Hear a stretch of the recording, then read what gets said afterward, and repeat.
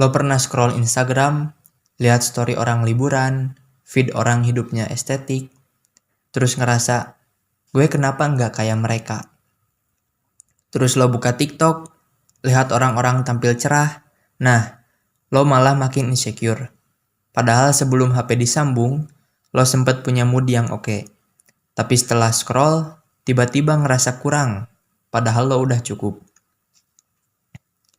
Masalahnya bukan cuma lo aja. Banyak Gen Z dan milenial di Indonesia yang ngalamin hal sama. Data Good Stats 2024 nunjukin rata-rata orang pakai medsos lebih dari 3 jam per hari. Studi Tabula Rasa, mahasiswa Gen Z yang habiskan 3-5 jam per hari scroll feed sering laporin kecemasan dan tekanan tampil sempurna. Akhirnya, standar gaya hidup di feed jadi benchmark yang sulit banget dicapai. Dan tiap kali lo lihat feed orang lain, lo merasa belum cukup. Saya punya teman, sebut saja si E. Tiap pagi dia semangat upload story, pakaian baru, spot foto bagus, copy estetik, caption bijak. Tapi setiap malam dia ngecek feed sendiri, bandingin capaian orang lain. Tiba-tiba moodnya amblas. Besoknya dia bangun lagi, kayaknya harus tampil lagi, harus posting lagi, harus update lagi, supaya feednya oke. Supaya dilihat orang, ini hidupnya berjalan. Tapi saya lihat, di dalam hati dia lelah. Karena kebut tampil harus bagus terus, dia kehilangan momen kecil yang sebenarnya bikin hati senang. Nongkrong santai, ngobrol tanpa filter, diam sambil denger lagu favorit. Lo nggak harus stop pakai medsos, jangan ekstrim. Tapi lo bisa mulai memberi jarak, mulai memberi ruang buat hatimu sendiri.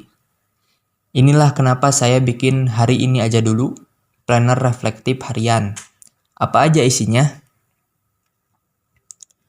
1 prompt pagi. Gue pengen ngerasain hari ini. Lo jadi tentuin moodmu sendiri, bukan digerakin sama tren medsos. Yang kedua, prioritas harian kecil. Bukan banyak, tapi yang berarti. Yang ketiga, mood check dan afirmasi. Supaya tiap hari lo bisa bilang ke diri sendiri, gue cukup. Yang keempat, refleksi malam. 1 kalimat lega, 1 hal kecil syukur, biar lo tidur gak bawa perasaan minder. Kenapa langkah kecil bisa ngaruh? Karena studi psikologi dan kesehatan mental banyak menunjukkan bahwa konsistensi atau walau kecil jauh lebih efektif daripada usaha besar yang gak bertahan lama.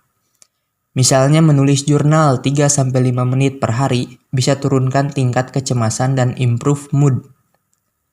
Ditambah, memberi jarak dari medsos di malam hari atau screen time rendah bisa bantu tidur lebih nyenyak, hati lebih tenang. Jadi, kalau lo merasa capek terus karena perbandingan sosial atau merasa belum pernah cukup karena feed orang lain, mulai dari 1 halaman, hari ini aja dulu, planner reflektif buat lo yang udah capek tampil tapi pengen pulang ke diri sendiri. Link beli ada di deskripsi atau bio. Ada versi digital dan printable. Mulai dari 1 hari, 1 halaman. Lo gak harus sempurna, cukup hadir.